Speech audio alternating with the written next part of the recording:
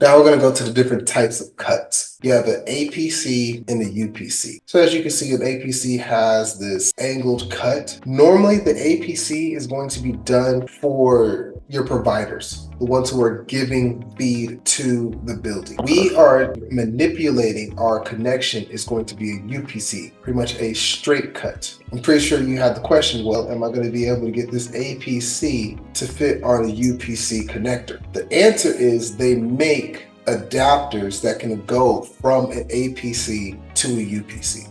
I don't have that picture. It's rare that we really have to deal with that because the provider is responsible for giving us that handoff. Any questions so far? No. I have a question. Why does it matter what the cuts for fiber? The reason for the cut is because it's going to determine the speed of how they're going to provide it to the customer. Also on top of that, it happens a lot when it comes to specific customers. You have prevailing wage or government projects, they like to use A configuration as opposed to what we use, which would be B. It's another way for them to differentiate themselves from others. That APC is another scenario of that situation. Got it. These are the types of ends that we will work with. And like I said, it's going to make sense with the next slide. We have ST connectors. Those are mostly used for video. We just got done doing the Cashman Field, which is a baseball stadium out here in Las Vegas. Well, that we did wind up having to use the STs. That is transmitting an actual video cable. Then you have SCs, which majority of the time is trying to convert the main source to our secondary source. Then you have FCs, which, to be honest with you, I don't even know why this is on here. I have never used an FC, but the connection is still the same.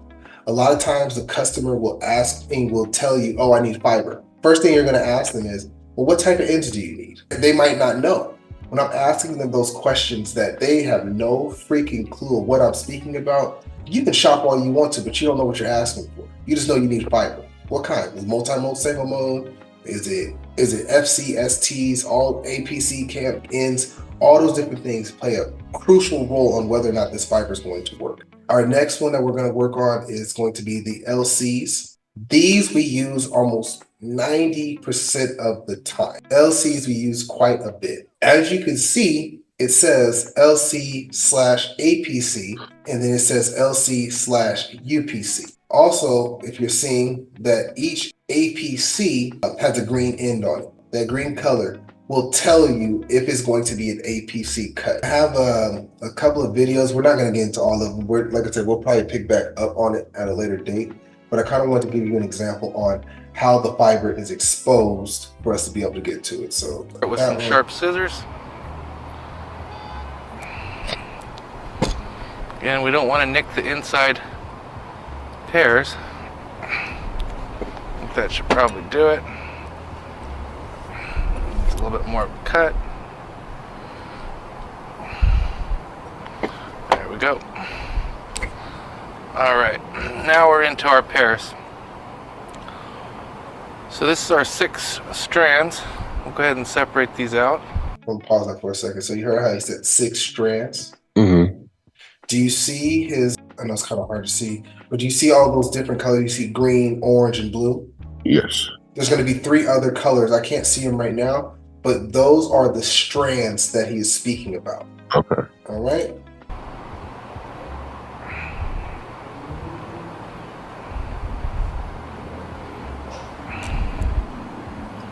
I'm just going to demonstrate on one strand today. So there's our 6 strands. And we have our strength member, which is actually an aramid yarn. Some people call it Kevlar. But yeah, just a strength member in there. So for the purpose of this video, we'll just set that aside.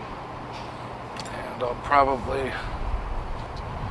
So I know his hand's kind of in the way. That yarn that he is speaking about, that is a casing to keep from damaging the fiber.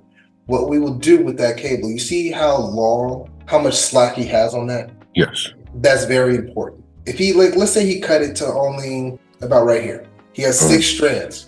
If he makes 5 of them perfectly, and that last one, he messes up and he has to keep cutting and cutting and cutting and cutting and cutting. Well, guess what? Those other 5, he has to restart over. Because if you look further back in here, that yellow piece needs to come off again.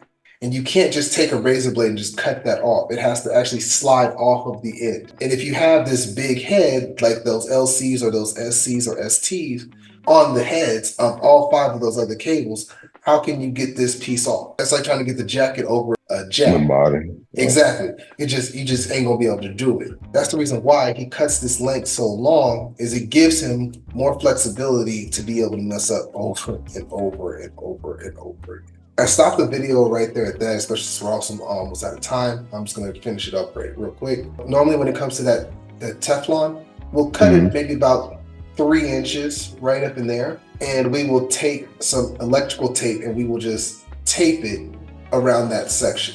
We don't want to cut this Teflon off. We want to kind of keep that. We're going to get more into how to terminate the ends and stuff like that, but I'm giving to you in bite-sized pieces. I know I gave you a lot of information right now, but this was really just to get you an introduction to. And it doesn't matter that you know the answers to these, but you need to be able to determine on how to provide the right equipment to the customer when they need it. So if a customer tells you, oh, we need fiber, okay, well, you're going to know. How long is the run? What's the pathway I have to take? What type of equipment do we need? Those are all going to give you the information that you need in order to be able to determine what type of cable we're going to use, what type of ends we're going to use, what type of header we're going to make on those, everything.